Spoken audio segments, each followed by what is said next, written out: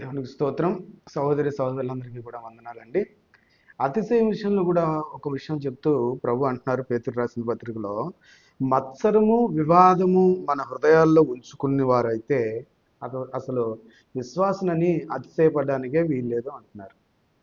ఈ మత్సరం అనేది తీసుకోకుండా, వివాదం అనే ఒక మనస్సును తీసుకోకుండా, ఇంకా మనం విశ్వాసులమని చెప్పుకోవడానికి ఏముంది? అందుకే పైన అంటారు, మీలో జ్ఞాన వివేకములు గలవాడేవాడు, వాడు జ్ఞానముతో కూడిన సాత్వికం గలవాడే తన యోగ్య ప్రవర్తన వలన తన క్రియలను కనబరచవలను.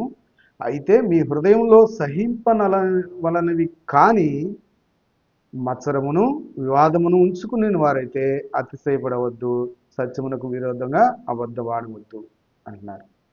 ఈ మత్సరం అనేది తీసుకోకుండా, వివాదం అనేది తీసుకోకుండా మనము విశ్వాసం అని అతిశయపడడం అనేది మంచిది కాదు అని చెప్తున్నారు ఇక్కడ. సాత్వికం లేకుండా, మనం చెప్పింది అవతల వారు చెప్పింది వినడం నేర్చుకోకుండా, అసలు వినడానికి ఇష్టపడకుండా, మన సమస్య ఏంటో వారికి తెలియాలంటే వినాలి కదండి.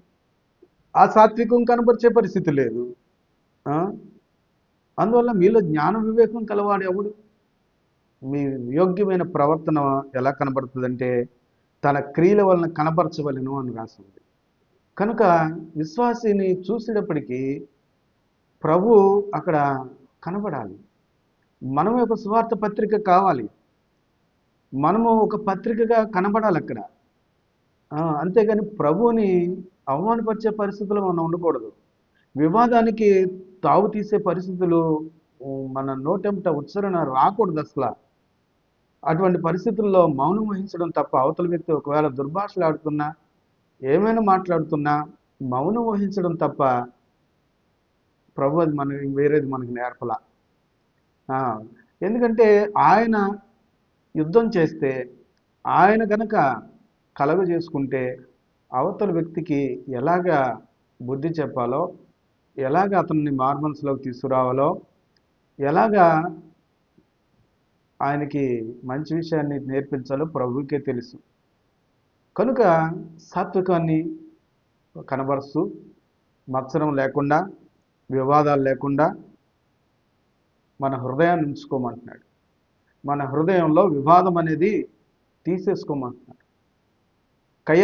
కలహానికి కాలు దూతున్న వారు ఎవరైనా ఉంటే వారి మధ్య నుంచి మనము అక్కడి నుంచి వెళ్ళిపోవడమే. వారికి నచ్చ చెప్పడానికి కొంత సమయం తీసుకుంటే మంచిది.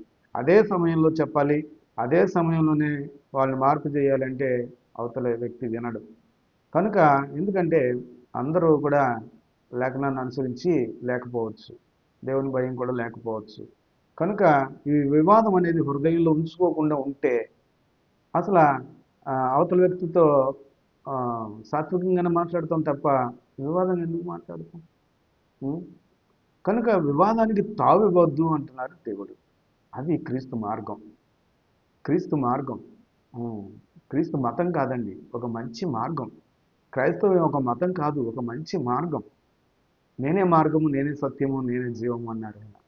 కనుక అది నేర్చుకున్న వారంగా మనము జీవించి చూపిందాం. దేవుడి మాటలు దీవించును గాక. ఆమేన్.